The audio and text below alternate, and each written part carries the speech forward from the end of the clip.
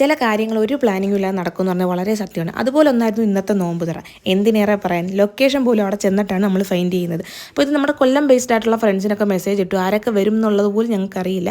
കാരണം വരുന്നവരൊക്കെ വരട്ടെ എന്നുള്ള രീതിക്കുള്ള ഒരു നോമ്പ് തുറയായിരുന്നു.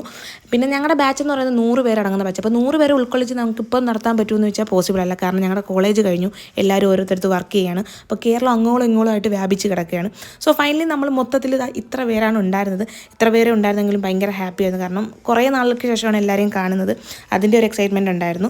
പക്ഷേ ഫുഡിൻ്റെ വ്ളോഗ് എടുക്കണം എന്നുണ്ടായിരുന്നു. ഫുഡ് വന്നതും പോയതും ഒക്കെ പെട്ടെന്നായതുകൊണ്ടൊന്നും എടുക്കാൻ പറ്റിയില്ല. പിന്നെ നോമ്പ് തുറയ്ക്ക് വിളിച്ച ഈ ആശാൻ വന്നത് നോമ്പ് തുറ എല്ലാം കഴിഞ്ഞതിന് ശേഷമായിരുന്നു.